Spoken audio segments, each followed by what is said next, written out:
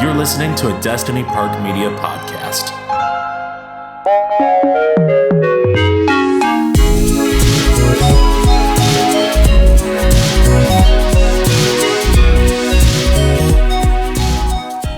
Sweet 15. Yeah, absolutely Sweet 15. Wait, you having your Sweet 15 right now? Yeah, Sweet 15 minutes of fame. Oh, there you go. Sweet 15. This is it, guys. Welcome to the Oculus Slide podcast. Pardon me as I pull up Dave the Diver. Excuse me. Yeah, Jallah, for some reason, is showing me Bob the Builder. Dave the Diver. Oh, sorry. Yeah. Sonic the Hedgehog. Sonic the Hedgehog type of thing. Yeah, there you go. No, there's, we're looking at some zines, some Godzilla zines, and Dave the Diver there's like a, what do you call it? There is a DLC for Godzilla on Dave the Diver, and in that Dave the Diver Godzilla DLC, there's a kaiju codec, is how it's described. So you click in there.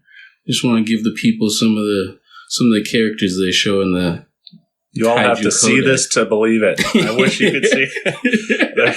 If only you could see it. Yes. But unfortunately, we are bound to audio. We are. But you get a full character name, size, movie appearance, I guess maybe first movie appearance. Sure. And then like a little bio. Well, you looked at Ebra and this is the character that you were mentioning. Manila. Yeah, which I was like, oh, I've seen that character before. Or Minya. Yeah, Minya. As some call him. Yeah, son of Godzilla. You almost said Goku. Yeah, son of Goku. Son of Goku. I got bad news, man. You made a mistake. We gotta restart the episode. God damn it, son of Godzilla. Son of a damn it.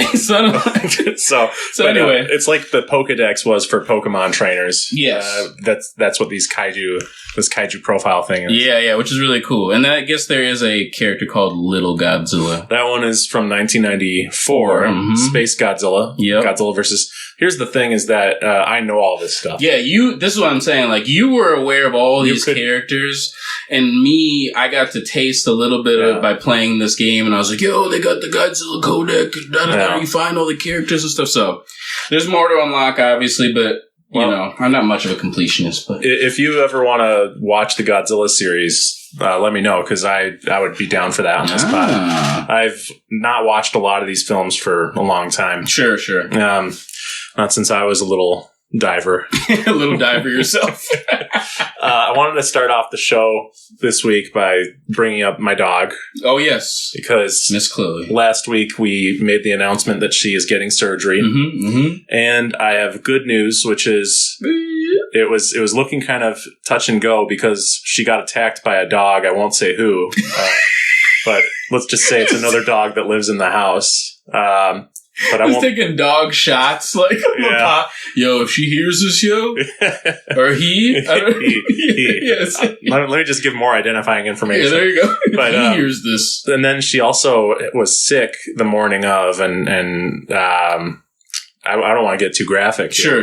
Oh, I see. Her business outside was unusual. I see. So when I dropped her off at the vet, the vibe was like, she may not be able to get the surgery. We'll let you know. Right. But her vet cleared her for surgery. Nice. And while I was at breakfast with my mom, it was her birthday. So happy birthday, Mom. I ruined my mom's birthday and made it about my dog. Boom. So, but it was the first date they had, and I just wanted to get it done. And Mom wanted me to do it too. So. Yeah, absolutely. Of course. You know how moms are. Of course. Lay down their life. Yeah. Literally. I suppose not all moms, but we can talk about that with Kotaro. Yeah, there you go. There you go. But so she's doing well. Good. The first night after surgery, she was whining nonstop. And I'm like, are you in pain? And I gave her the pain medication just a few hours early. Oh, sure. Because they said give it to her the next morning. Got it. But I thought she might be in pain. Yeah. And I gave it to her with some food so her stomach wouldn't get sick. Right. And I looked it up because I was being driven crazy by it. Like, And what type of whining sound? Just incessant, just like whimpery, yeah, exactly. I didn't want to imitate a dog. Sorry, I couldn't. Dogs make such funny noises. But yeah, so she was clearly like distressed, and I couldn't tell if she was in pain or not. I didn't think so. Sure.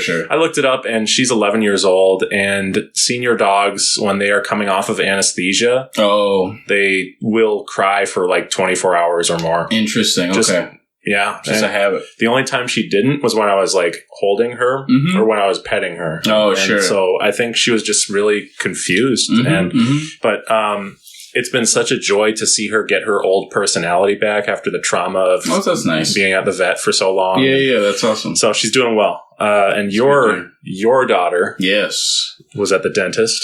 She had her first baby cavity. No. Yeah, in the back, like molar area, whatever you want to call it. The baby tooth molar, though, not the newer permanent one. So I was nervous about I guess the backstory on that is Luna's actually really good with the dentist. Actually likes it. Thanks to me. Pat on back. No, I say thanks to me because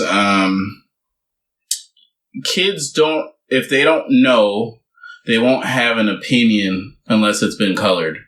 Generally, or you have a child that has a certain demeanor about things. So like her general demeanor is like usually like trepidatious. Yeah.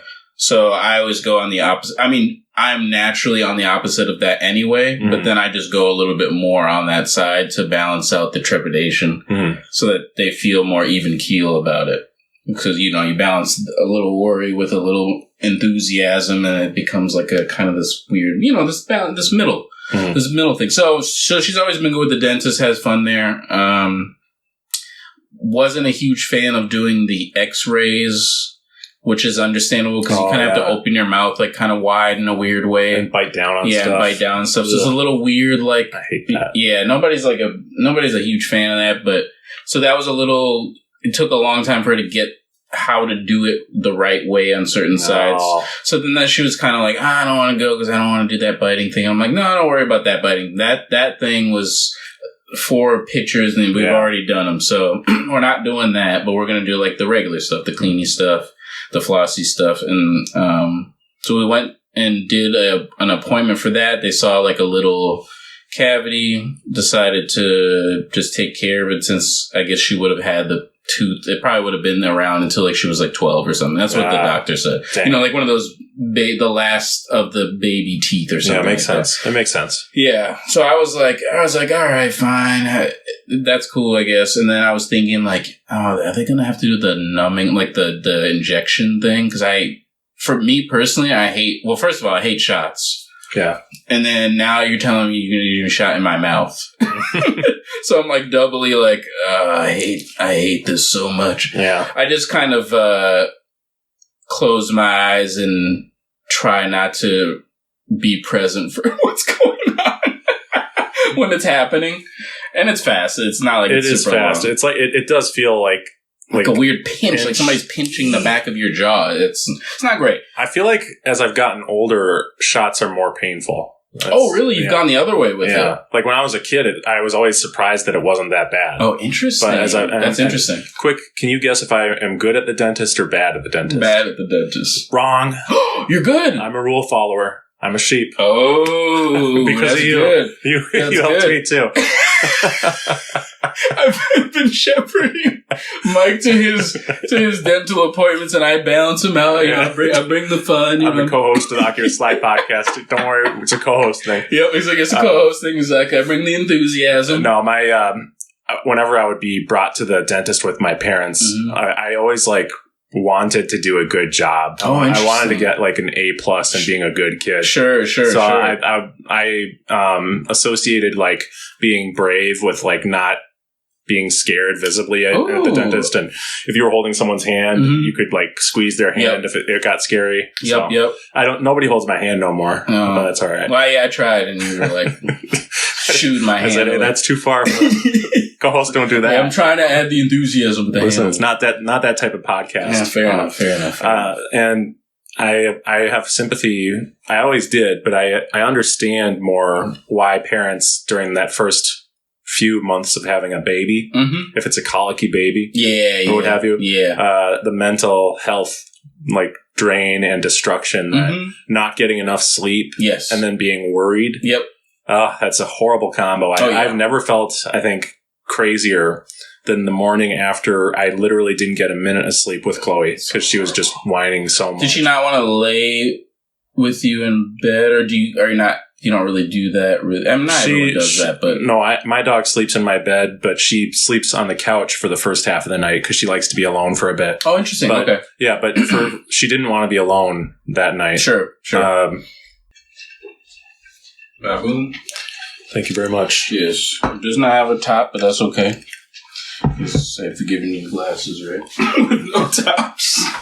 That's right. Totally fine by me. I'm like, I couldn't find the wooden top. I like my water bottles like I like women. Good one. Very good. That's a good one. That's a good water joke. That wasn't recording. Oh, yeah, it was. Yes, it was. Sorry, guys. We just had to do a water break because we realized we were getting dry. Yeah, intermission. But my dog usually sleeps in my bed the second half of the night is what I was saying. But she was sleeping next to me or like by my legs, but then she'd just be going. Okay, so she was laying there, but she would still make the... And then would occasionally stand up, lay back down, stand up. Like, couldn't tell if she had to go out, couldn't tell. So That's agitation. Yeah. Or irritating, one of those. She was messed up. Yeah. But she's all good now. And everything's been going really well, knock on table, for a few days. Oh, yes, of course. That's good. That's great. Yeah. So I just wanted to talk about that. Yeah, absolutely. I think Luna's thing was a little bit even... Well, her situation with the... Actually, we found some information about it that changed my attitude about the procedure. Because initially I was actually going to call and say, hey, is the cavity thing necessary to do right now? Just because the needle thing, and I don't want to then change the experience that we have with the dentist to be like a thing that's scary or like a negative. I'm trying to fight against the reaction generally being like trepidation about it and being like, oh, it's not a good place to go. That type of energy. I want to keep it as in a better space for most of it. And then when there's times when it's like hard or whatever, then they spread apart, I guess. Not as frequent. So I called them and I was asked about the needle thing. And she was like, yeah, well, actually, we do this thing where it's like a laser and like, which you wouldn't have to get numb for that. And I was like, oh, interesting. I was like, it's a new thing they're doing now. Not every place has it, unfortunately, but, when she said that, I was like, okay, if you guys have like a alternative way of doing it, I'd be down to check that out. So they did the laser thing, and the laser thing is actually like vibrates the tooth or something, and to the point where like it confuses it, and making it feel like it's actually numb. Huh. Okay, cool. Yeah, it's like some like where it like vibrates it, and then I guess the nerve endings must like get overstimulated and feel numb or something like that. Makes sense to me. Yeah, and I was like, yo, that's a great idea. If I could get that for me, because I just hate the numbing process. I'm just not a fan of it. I don't like the shots, and I don't like the way it feels after. And Luna didn't experience any of that. They did it to the tooth specifically, and then they were just able to do the work. And she had a little nitrous thing. Didn't get goofy though.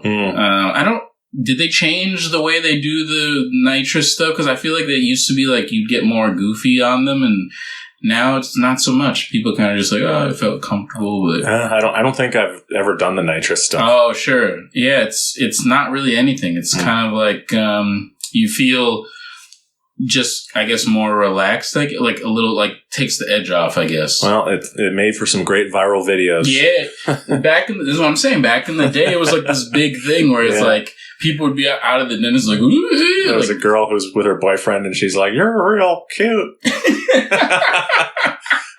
And she's like, "Oh, this guy just kissed me." Yeah, it's like they must have been back in the day, just like just turn the CCs up or something like that. But now it's just like very like low level. The brain is very resilient. It'll be fine. Yeah. So no, she did great with it. Didn't feel anything she said, which is great. That's awesome. Yeah, she powered through it. Tried to hold her hand. She was cool. She's like, no, good. Man, you're just getting rejected with the hand holding thing. Damn, man, I'm trying to hold people's hands, man. Nobody wants it. I'm sure someone will. Someone will let you eventually. Well, yeah. So good times, though. It's good times on that end too. So we came out great. Oh yeah. We both had an interesting spring break. It sounds like. Yes. You said something last week I want to touch upon. Yeah. You said I'm B-Mike this week. I did. We were talking last week. There were some nerves before the episode. We don't usually get nerves. But you were wondering if you had enough to talk about last week. Yes. That's actually, I got to tell you, one of my favorite episodes of the show we've ever done. Oh, nice. Yeah. That's nice. That's awesome. So you wound up having plenty to talk about. You were you were not, you just said I'm good at talker. I'm good at talker. Good at talker. Are you sure about that? That was on purpose. That was this man's too proud. That reminded me of like a Mad Men line. I'm good. Like Don's drunk. I'm good at talker. I'm good at talker. Don't worry. But I loved it. Loved the episode. Okay, and I'm good. I woke up this morning and I felt like I'm B-Mike this week. Now, why do you say that? I didn't have anything. I thought I haven't been watching anime. Oh, right, sure. I haven't been listening to new music. Right. Mm-hmm. I'm nothing, man. I'm nothing at all. I'm garbage. But the thing is like, I went for a run this morning. Yeah. And I hadn't ran for like 2 days. Sure. Because of the Chloe situation. Of course. There was something else I just can't remember though. But those are, at the end of the day, they were reasons, they were valid, but they were also kind of excuses. I probably could have ran before taking Chloe to the vet. Sure, squeeze it out, I guess. But I didn't force it. I gave my body time to rest, and I think it's good. But there was this moment this morning where I was going, I don't want to run today either. I'm too lazy. And I was like, almost proud of it. Like, yeah, I'm too lazy today. I'll wait until Monday.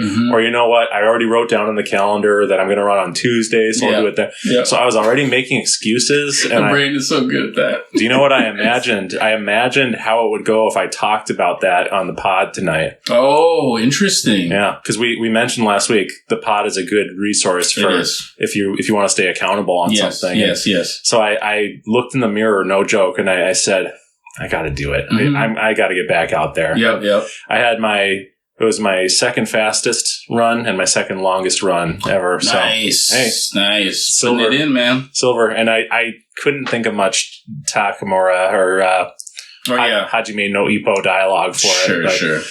You were able to use your dialogue. Yeah. I mean, I thought of one like coach line where he is like mad that I'm being like second place or he's like, you just took too many days off, and now you're not as fast as you were, a few days ago. And like, anyway. By the way, the coach gets upset.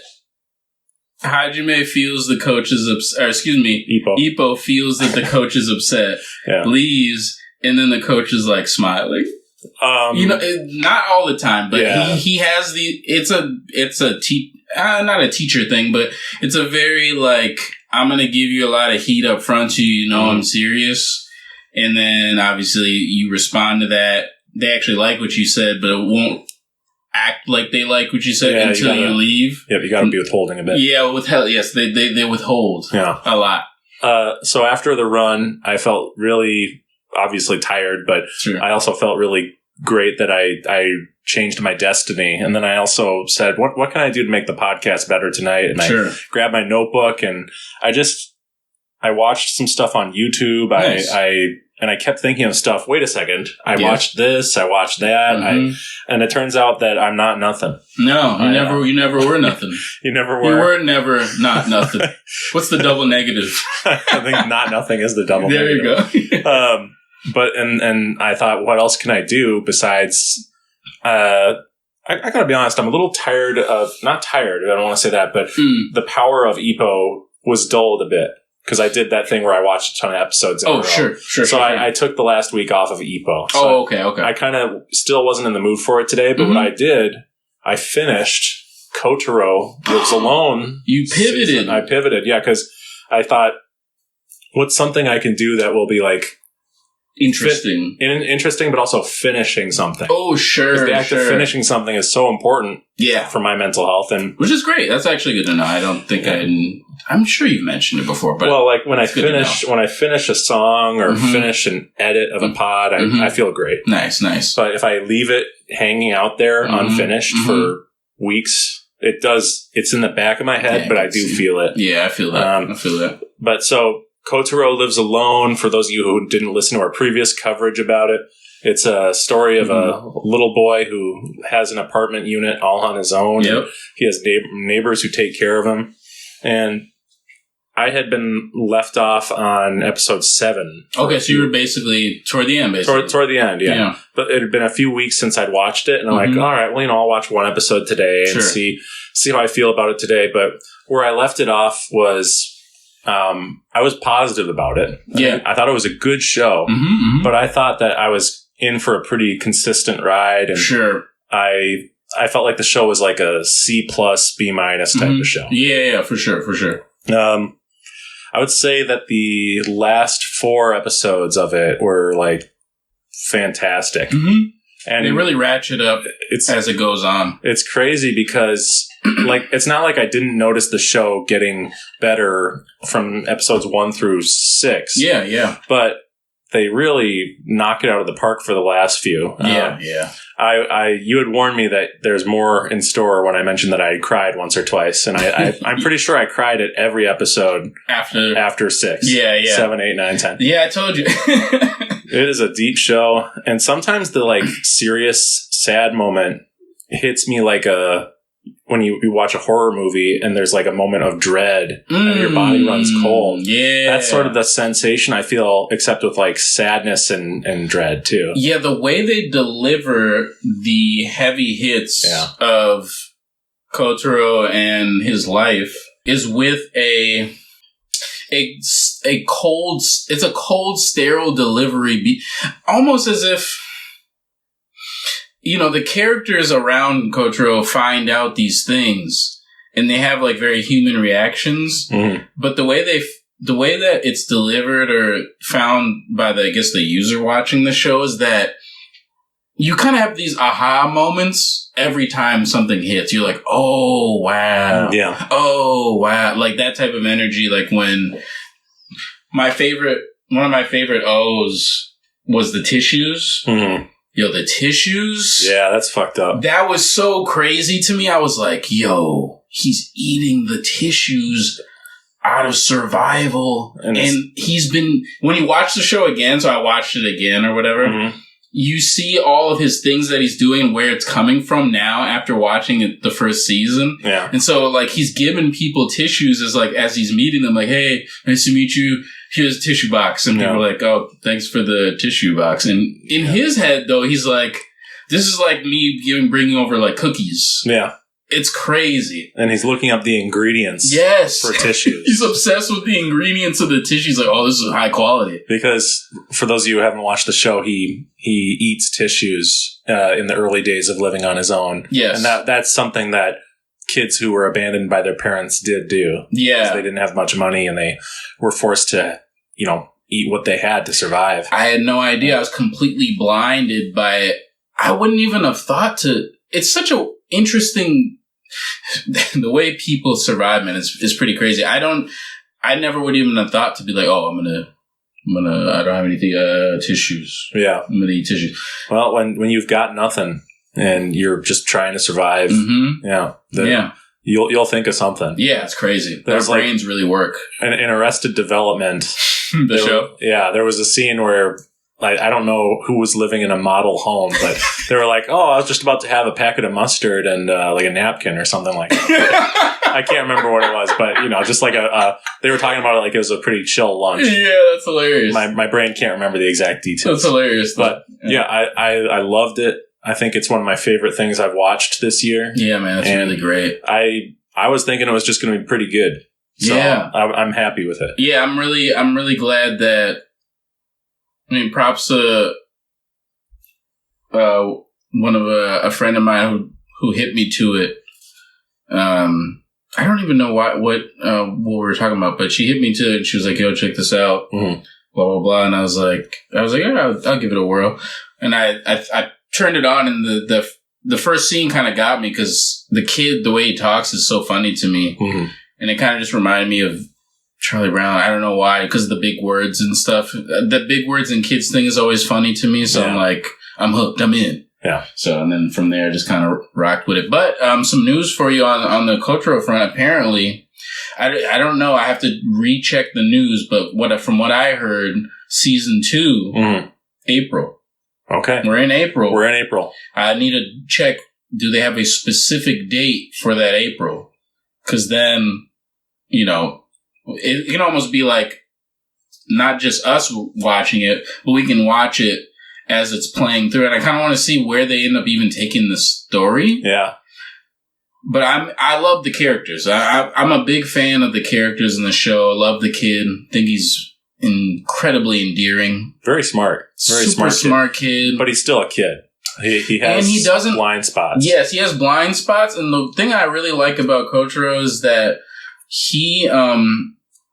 they didn't write him where he has no kid left in him. Right. I feel like you could accidentally go that route where it's like, oh, he's completely cold. He's not even a child. Like, he's very robotic. He's robotic, but the kid stuff slips out. I see it all the time. Like, he'll fight it, too. He fights his kid shit, which is really funny. Yeah. Like, when he's in the store, like, playing the video game, he's like, I'm just testing it. Yeah, I am just testing it. Well, I really liked the scene when this is so funny because he got so mixed signals or he got his wires crossed. But he thought that, I forget the Guardian guy's name. Sure. But he was worried that he had more fun with his friends than with Kotaro. Yes. Which is a kid concern. He's like, why is he having more fun with them? He totally didn't have more fun. No, he was catering to them, yeah.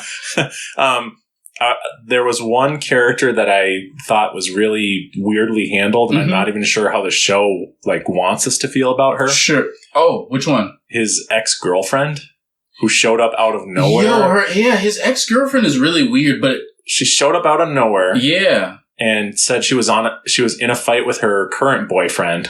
Yeah. So shady as hell. Super shady. Then she's really trying to support him to become a mangaka again and is excited for him. And then she tries to sabotage him going to the kids' talent showcase. Yeah, she does these weird sabotaging moves with Kotaro and him, and tries to ruin their relationship. And the show doesn't present her as a villain. And I know that the show is trying to be not heroes and villains and not be super binary. Yeah. But I think that was a missed opportunity, that whole episode. There's cute moments, but it just didn't seem like it landed very well. Yeah, I think they tried to do something a little daring, which is insert a chaotic, I guess for today's terms, this would be considered a toxic person. Toxic X. Yeah, so this is usually those type of people have impulses and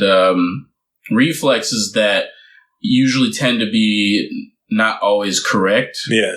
And I think she kind of found herself falling into those habits where she thinks she's doing the right thing, but in turn, it's actually not what's best for their relationship. I don't trust her motives. It feels like something straight out of r/relationships. Yeah, thank you. Yeah, similarly, yes, exactly. It's like my ex-girlfriend just stayed with me and she made me miss my surrogate adopted son. child. Well, not adopted. I know, it's not surrogate son's talent show. Sure. Should I break up with? Well, we're already broken up. Well, we're already broken up. What should I do? What should I do?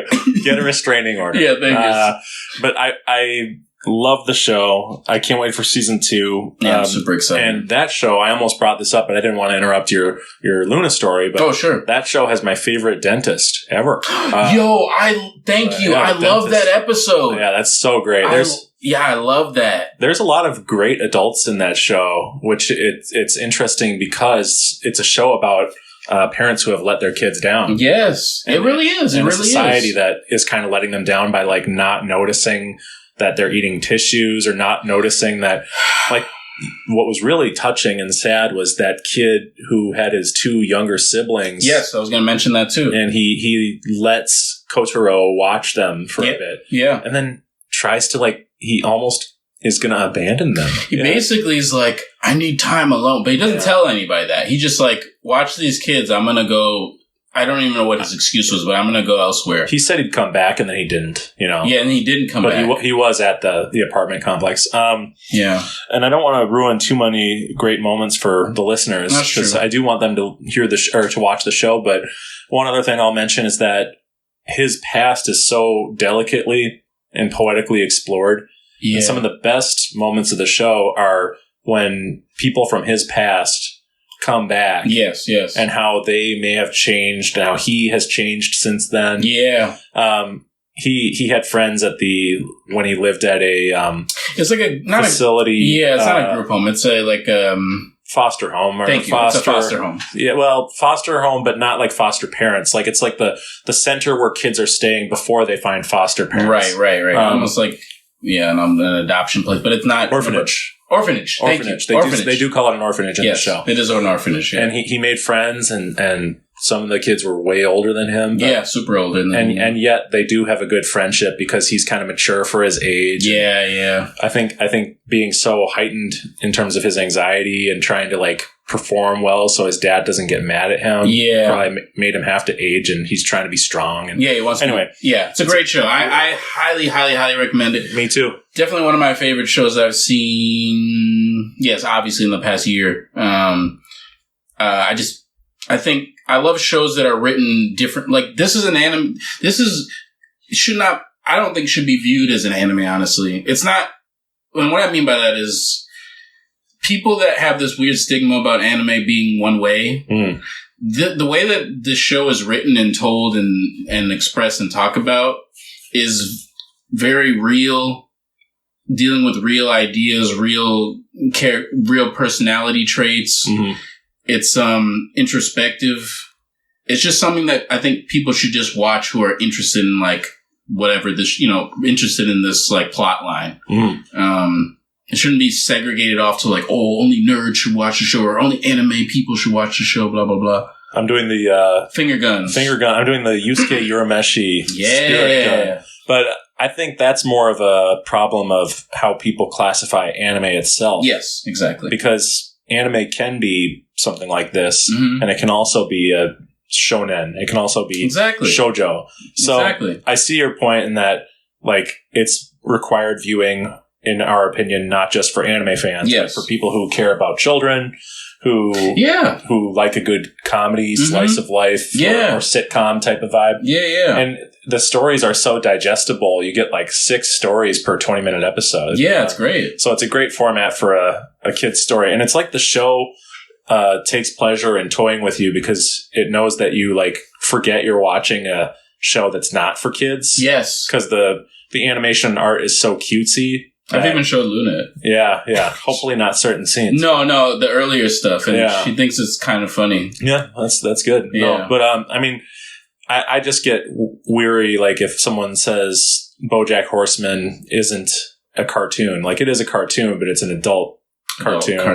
Which I love that. BoJack Horseman is one of my favorite shows. Yeah, it's great. So it's not a matter of, the format as much as it is a matter of people being open-minded enough to accept it as this is what anime can be. And there's some people who don't like any animation whatsoever. Yeah, and just not a fan of animation in general. And you can't convert someone who is set to not like what they don't like. Right. Speaking of, I want to update everyone on Jujutsu Kaisen. Oh, the Jujutsu update. I've made it past episode 5. Okay. And how many episodes in the season 1? Do you know? It's 20. Is it the same 26? It's 26. Yeah. Okay, yeah. I think I said 13 a few weeks back, and that's just sort of my misinformation. Yeah, that's all right. That's all right. we spread some misinformation. I wanted to say we should do a seal of approval or something for shows that we both really love. Yeah. And so I would think that Kotaro gets the Oculus Slide Best of 2025 nominee. Yes, seal. Absolutely. Seal of approval. And there's a little... This is the animal noise episode. Yeah. there we go. We got something new here. That's something that we can tag onto shows that we really recommend. And, the question is Jujutsu Kaisen going to get that seal? Well, first of all, we haven't finished the season. No, we have not. Second of all, Jallah hasn't watched any of it yet. I planned on watching it actually this week, but was preoccupied and didn't commit. Spring be breaking. Yep. Yeah, spring be breaking. I had to be my dad, or be a dad. I had to turn into my dad. When I be my dad, I had to turn into my dad. I looked at that as you like governing yourself and be like, "Listen, son, here you go." That's actually not bad either. Yeah, we got to make a mug. Yeah. Be your own dad. Yeah, be your dad. Be your dad. Right. That's even better. That's like you made it simpler. Yeah, there you go. I had already watched 1 through 5 of Jujutsu Kaisen. What was your review of 1 through 5? Did we give that out? I don't think we did. I think I had talked about like episode 1 and 2. Yeah, you told me we've been speaking, and you've given me your energy about the show. Yeah. So I honestly was liking it better on second watch for the most part. Okay. I was really noticing how deftly storyboarded the show is, and how it feels like the big events are big events, and they're really special feeling. Sure. The stakes are high. Sure. And the creatures seem very powerful and scary. Mm-hmm. But there's just something about the show that I'm on episode 7, and it's just, it doesn't know how to satisfy me at all. Or I don't feel any satisfaction from anything going on. Like, I don't know why, but it just seems like the pacing is totally off. Okay.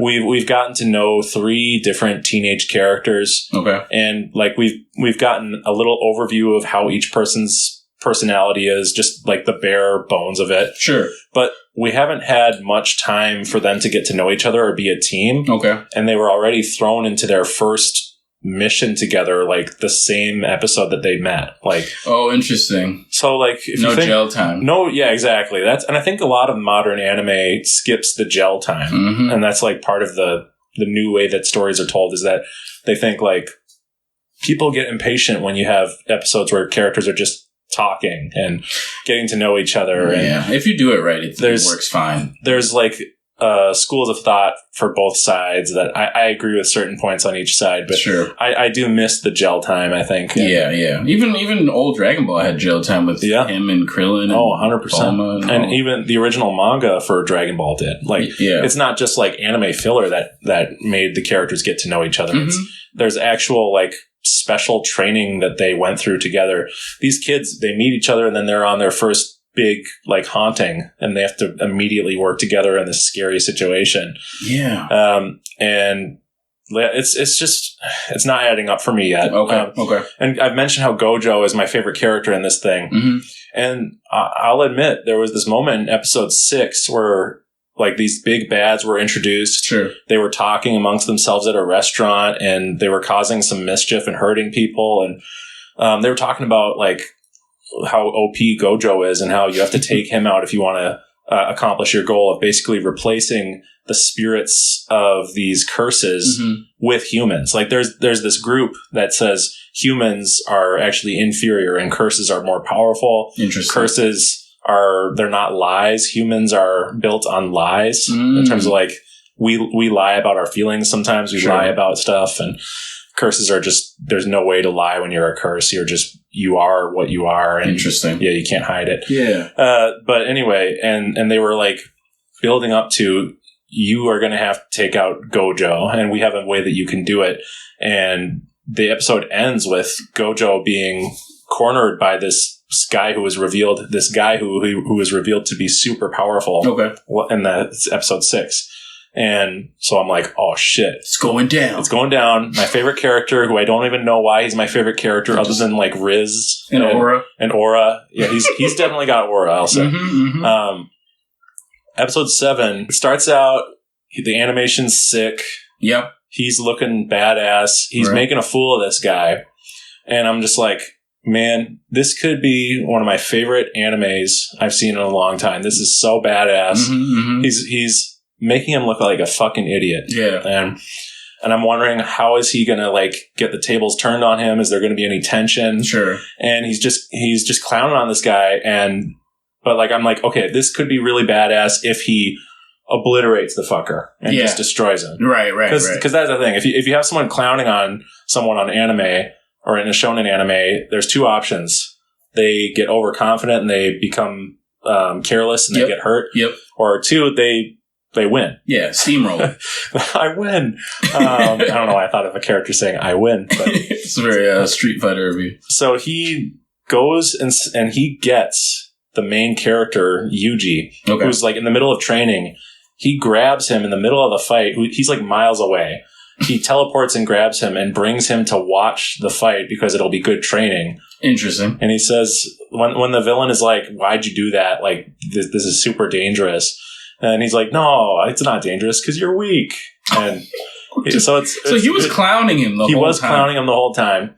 And there is a cool concept in the show called domain expansion. Okay. The character will say domain expansion, and then the whole environment changes. And, in a character's given domain, I believe the hack is that any attack they shoot at you, it will hit you.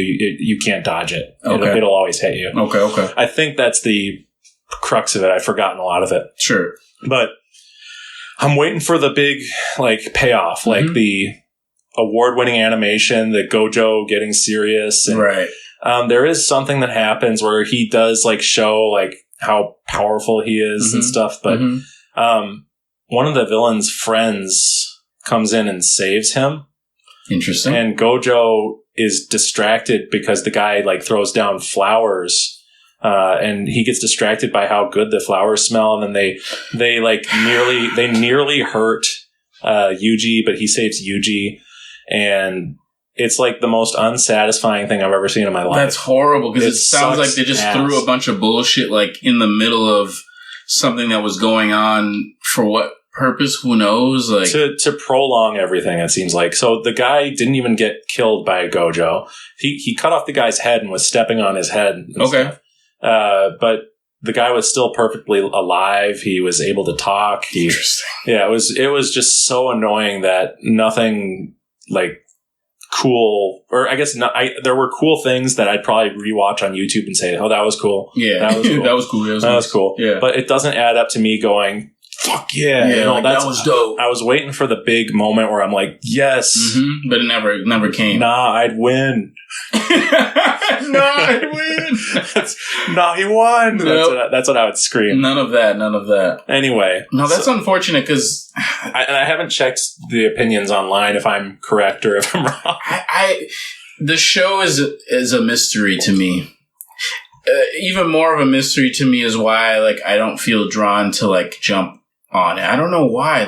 For some reason, something's not clicking. For me, there's just no heart to it yet. Yeah, I'm not clicking with, I think the characters look cool, but there's a part of me that kind of feels like it feels like a little try hard, a little bit. For me, it's I look at these elements on paper. Yeah. And it's intellectually, I'm thinking, this is kind of cool. Mm-hmm. And I sit there on the couch and I go, I can't handle more than 2 episodes of this. Yeah. Just at any time. So I'm going to either force... so horrible. But I'm going to either force watch it, and not all of it, but I'm going to force start it, I should say. Yeah. I want to get a sample of what it's doing or what it's trying to do. And then we'll see. And then I can kind of go from there. But I do have things that, maybe I could just watch, multiple things, but sometimes I like to lock in on a show at a time. Oh no, that way, but yeah, I realized that I was feeling kind of disorganized and confused because I had so many different things I was doing. I was watching Jujutsu, watching Ippo, watching Kotaro. Yeah. So that's why I feel a lot better after finishing Kotaro, because nice. I can lock in more on Ippo. Yep. Who are you calling a moron? No, Ippo's great. I'm on season 3, so I was looking at the subreddit. Yeah. And people really don't seem to like where the manga is right now. And really? They've alluded to some stuff that makes me think I might just quit after the anime. Ooh. Even after the 3rd season of the anime. Yeah, because there's 1,000 something chapters of this. Oh, after even the third season? Yeah. Oh, yeah, I'm not even there. And, I should probably stop peeking my head into the Ippo. There's an Ippo Reddit page, and I think there's spoilers on there. Oh, yeah. And I just don't know that they're spoilers because I have no context of what's going on. Yeah. So I'm poking my head in just so I see what people are posting. And then there's no context. But as soon as I see that I have no context of what's going on, I kind of back out because I don't want to try to put together some pieces of what's happening. But, I think I usually get a show spoiled if I check the subreddit. Yeah. And so now I don't think I told you this, but I know the Dempsey role already, even though it hasn't happened in the show yet. Yeah, people talk about it. It's highly talked about a lot too. Yeah. And to be truthfully honest, it's just a special move. I ain't mad about it. Yeah. Yeah, it's not something that really changes. Well, it's not a dynamic. Ippo is still Ippo. Yeah. And his opponents are still his opponents, and styles make fights. Can I tell you something that I noticed is that I actually get kind of frustrated with him, the Ippo? character. Yeah. Yeah. I get frustrated, at least in the show that I'm watching, the first season. Mm-hmm. I get frustrated that he still, is kind of down on himself after everything he's done. Yeah, Ippo is a interesting kid. When all the delinquents from that school and other schools, they came to see him. Yeah, they meet him on the last day of school and want to take a picture with him. Yeah, yeah. And it's a hilarious image where Ippo has this weird frown. I don't like some of their reaction images. Of course. But that one's great, where he's got this cartoonish frown. He's got watery eyes. He's scared. Yep. But why can't he? He doesn't get it. Why can't he just accept that he is the GOAT? No, he doesn't get it. He's a teenage man, and he's I'm just a because he's really lived his life more as what he was versus what he is now. And that's what makes the show realistic is in most anime, as the person gets really good at their craft, they would become more cocky. Yeah. More arrogant and deservedly so, perhaps. To be honest, also, the kid they're from Japan, and they actually, because it's a boxing show that's international as well, they assume the role of a Japanese boxer, not just a boxer. It's I'm a Japanese boxer. There's talk about how Japanese boxers are versus the competition versus the Americans versus, Spanish boxers, foreigners that come in, Russian boxers, stuff like everyone has a different thing with their boxing culture. And Japan, and I guess the energy around the Japanese boxers that they are technically good, but they can struggle sometimes against international competition. Mm-hmm. And so they have, I think, and this is what Takamura kind of has, that carries that big chip. Yeah. And I think other people do too, and they're in that gym. They may not wear it like how Takamura wears it. Yeah. Because they're not on that national stage like that, but I feel the chip of the Japanese boxer trying to prove themselves. Sure. They're fighting against this stigma. Mm-hmm. So I think they're Ippo, he's doing great things, but he's still I'm Japanese boxer. I'm trying to get to a level where I can be respected. If I'm not there, then I'm not there. I'm not ready. That type of energy. When he should really be you're doing great. You're strong as shit. I don't think he realizes how strong he is. I think he knows, but he doesn't think about it like that. He's an interesting kid. He's a kid, honestly. It's really what it's coming down to is that he has a lot of kid attitudes about himself and the confidence piece and trying to build that up and be able to visualize who he is as a boxer. Yeah. And where he stands in the line of boxers in the country. I wish I could get in there and just say, listen, man, you're the greatest, bro. Man. You punch like a train, bro. You shouldn't go out with Mashiba's sister, though. Yeah, that's an interesting pull. Yeah, Yeah.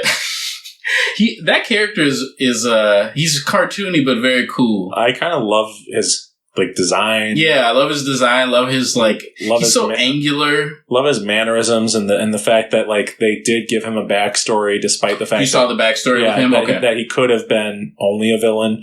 It wasn't enough for me to forgive him for what he did to Miata, but that was bullshit. That took guts. It took guts to say this guy is still a human. Yeah, he still is a person who has taken unfair lumps. Yeah. And he's fighting for something. Yeah, he's fighting for something. Yeah. I agree. Which is great. But yeah, so Jujutsu Kaisen is not getting the seal. Not yet. It's too early for the seal. It would be even if it was, let's be fair, even if I was loving all 7 of these episodes and I loved every second, there would be nothing dumber than us giving a show a seal of approval for the first 7 episodes. Yeah, no. We learned from Dragon Ball Daima that you must not give a show. That's a great example. Yes, and I actually did rewatch episode 20. Actually, I've rewatched the first half of that episode multiple times since it aired. Last episode. Yeah, last episode. Mm-hmm. And I have 2 thoughts that I just wanted to share real quickly. Yeah, I'd love to hear. Number 1, I don't think that we ever talked about this, but so Goku's a good-looking guy. Yeah. He's a good-looking guy. Yeah. In the show, the character is usually the women like Goku for whatever reason. Mm-hmm. I never saw it. I'm he's just my friend. He's my friend Goku. Yeah, I don't look at him like that. But I would say that Super Saiyan 4 Goku is the first time that I would say this guy's hot. He's hunky. Yeah, he's I don't know what it is. Maybe it's fur. It's the red. It's definitely the fur. It's not. But maybe it's the giant hands. The giant forearm. I don't know, man. You like a monkeyish man. Listen, if I liked a man, he'd have to be monkeyish. Yeah. Furish. And there's this one completely over the top shot where they have the camera zoomed in on Goku and he turns towards the camera and then his muscles go and it's flare. Yeah, and I'm like, all right. Okay. Yeah, I see what's going on here. Listen. It's like tissues for a kid. I could if Kotaro tissues. It's like tissues when you're hungry, but you don't have anything else. Yeah, you can't eat anything else. No, I think Goku. You know the thing, I actually would like to hear from the female, or the girl audience, the ladies, what they think of Goku. Because I actually hear about other characters that get a lot of love. Vegeta. Vegeta. Vegeta's definitely in there for sure. Trunks in there, but even off of Dragon Ball, Gojo gets a lot of love. Yeah. There's other characters that get love that I see. Gojo in the episodes that I watched recently, he took off his blindfold. Yeah. And I hate it. Look good, huh? No, I hate his I think the girls like this though. Mm-hmm. He has these stunning blue eyes that are super bright. Yes, and I hate them. Yes. That's definitely catered to a specific. And it becomes a cutesy design all of a sudden. Yeah, and he used to be a badass design, and then it becomes super like some of my gal pals who love anime. They talk about how they have their shows with their beautiful boys. So he becomes a beautiful boy. Okay, so do you know who some of those people are? Because I'm drawing a blank on some of the characters that get some brought beautiful up. Boys. Yeah, Fruits Basket has Yuki. Yep, that was a beautiful boy. Yep. I like that we're secure enough to talk about. Oh yeah, this. Yeah. I don't really know too many beautiful boys, to be honest. Yeah, there's I'm sure JoJo has a couple characters that people are really big fans of. People try to get me to watch that because it references Prince, and I'm the Prince fanatic. You're right. That energy is very I can see that. I don't know if this is the correct term, but the way they have English every now and then in the show where the guy goes, "Oh my God," or something. Oh, really? Yeah. I haven't watched something like that. I've only seen from afar JoJo. Yeah, there's stuff about it that makes me really interested. No, it's okay. There's stuff about it that makes me really interested and stuff that is what in the hell? Yeah, it's weird. It seems kind of odd, but yeah, it's definitely weird. We don't mind odd on this podcast. That's very true. Speaking of odd, Odd Mart. I mentioned them a few weeks ago. Yeah, I wanted to give a shout out because I purchased a ton of comics from this store. This is a store owned by Brad McGinty, and he is a artist who lived in, I believe it was Atlanta, Georgia for a bit. He was doing animation remote during COVID. Oh, okay, cool. And he also did work on the regular show comic series. Oh, really? So yeah, this is someone who's obviously earned their stripes. And, yeah, absolutely. But this store got opened like last year, and it's basically just a store for him to sell stuff that like he likes. That's dope. There's stickers, there's pins, there's comics, zines. Gotta love the zines. And it's a great space for creativity in Minneapolis. Yeah. And I picked up some zines. I picked up Godzilla Suit by Eric Schuster. Anime Music Visions by Jomar Luna. Magazine by Mirsky. The Mirsky Tunes is what their banner is on the magazine. And then Easy Breezy Cool Termandos, which is a spoof on, well, Ninja Turtles, of course. Yep. And Twin Cities Freak Out, which is a 70s pastiche. Yeah. And those are presumed to be by Brad McGinty, the owner of the store. And I read all of these. The Anime Music Visions is a particularly cool one because it's about the experience of when you would listen to songs and create like anime music videos in your head. This was before the concept of AMVs was like all over YouTube. That's a great point. There was a website called animemusicvideos.org. But I definitely made anime music videos in my head when I was a kid. Nice. Super nice. And with this, it goes into the concept of having OCs. And like creating your own animes in your head with your OC. Sure. Yeah. And it goes into that. And, it's a queer zine. And then I also, the Godzilla Suit is literally just like really excellent drawings of Godzilla characters. So that's how we got onto the Dave the Diver Godzilla codec. Yeah, the Godzilla codec came out of that. I think these are all really great. I was showing you before the show. Yeah, some great magazine stuff. But the Easy Breezy Cool Termandos is fucking hilarious. And the art on display in all of these, especially the Termandos, Freak Out, and Ha Magazine, just fantastic stuff. And I was so I'm not usually a like laugh out loud to myself if I'm by myself. Sure. But I was sitting on the couch reading these and like poring over each panel and like imagining the voices. This is me describing how to read. This is how I interpret words. And I was just chuckling to myself with like every page pretty much. Here's one. Tormandos, like cowbongos. And so I don't want to give away too much because you should check these out. Yeah. They're all available online, I believe. But this is like, these are high concept comics, man, because they're presented with like fake ads and amazing graphic design. And it's meant to look like a Russian artist is making a ripoff of... Printed in Russia. Yeah. Making a ripoff of Teenage Mutant Ninja Turtles for like this Glorp Gum company. So it's pretending to be from the 90s. And the Twin Cities Freak Out is pretending to be an old comic from the 1970s. And the genre conventions that they play with are just incredible. Like, it really does look like a comic from the 1970s. There's like a goofy pot like comic where it's a stoner at a grocery store. There's a weird horror comic almost. Sex wizards at the end where it gets kind of there's psychedelic stuff. So anyway, that's great stuff. My point is, if you live in Minnesota, and I don't know how many of our listeners do, sure, but go to Odd Mart if you don't live there. Not only would I recommend you check out Brad McGinty's website, but I would say go into your city, the nearest city near you, and check out local comics. Yeah, local artist stuff. I couldn't speak there for a second.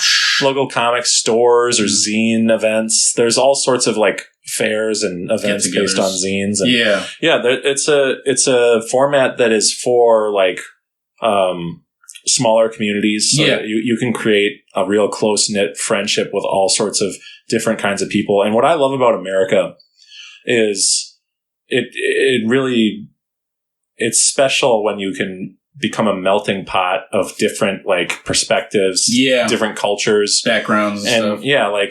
Like it helps create new great art to surround yourself with people who aren't just like you. Yeah, you're not trapped in your own, I guess, bubble or, echo chamber or whatever the case that often happens online when you're like kind of in your, neighborhood or in your, city of origin or whatever. Mm-hmm. You're able to kind of reach out and connect to like-minded or not even like-minded people that have like interests or shared interests, and obviously coming from different backgrounds and being able to kind of share your perspective on those interests is really fun. Yeah, you don't want to be in an echo chamber, and I'm sorry I cut you off in the middle of your echo. my echo. I'm here by myself. But like, for me, like, the way food has evolved by people from other cultures or countries or, like, that... Food is a fantastic example. Yeah, like if we all just kept making American diner food, like that would suck. Imagine just only eating like Norwegian dishes because we live in Minnesota. That sucks. No, and I probably wouldn't live here. I gotta move, man. I need barbecue. Well, that's a good example because there are some people in the Midwest who have horrible palates and are little fucking babies. To the point where when you go to a restaurant and the thing on the menu says this is a spicy, like hot chicken. Yeah. You have to check, hey, is this actually spicy? And then the server will go, yeah, it is. And then you go and you take one bite and it's like, oh, this is Minnesota. This tastes like nothing. Yeah, this is meaningless. By the way, that is an issue that that's actually like a little fun fact about like living here is that when things are spicy, people will ask, is this Minnesota spice or is this spicy? It'd be fun to like also record away from where we like in a different locale. That'd be really kind of cool. No, and I want to introduce like field trips, like us going to Odd Mart and maybe filming like a vlog or something. Yeah, vlog would be dope. Or going to the Asia Mall in Eden Prairie. Yeah, man. The Asia Mall's I gotta get back there, but these are great ideas, and I think, like I said, the shows to Japan. We have to do that. Yeah, Japan is. There's just so many. There's so many spaces to take it. Yeah, and I think that it makes it fun. So cool. All right. Well, let's keep sliding into 2026 and beyond. It's the end of the year, right? Yep. Let's avoid the boulders, rocks, and debris, as it were. It's so funny. I looked at my phone like 30 minutes ago, and I'm like, oh, sweet. We're running out of stuff to talk about. And it's at like... We're getting close. And it's not going to be like another 2-hour episode. And then psych. Here we are. Oh, yeah. But we're having fun. Oh, yeah. And name of the game. That's what's most important. Follow us on Spotify, on Instagram at Oculus Slide Podcast. So we're on TikTok if you want to pay tribute. But I haven't logged in there in weeks, and I don't know if I will. Give us a salute. Give us a salute. Yeah, pour one out. Yeah, pour one out for the TikTok. For the TikTok. Yeah. But thanks for listening. Make sure to leave a review. It really helps with the Al G rhythm from Space Jam 2. Space Jam 2. Yes. Can't talk. Oh, yeah. And we'll check you next week. But until then, slide on out of here. Hasta.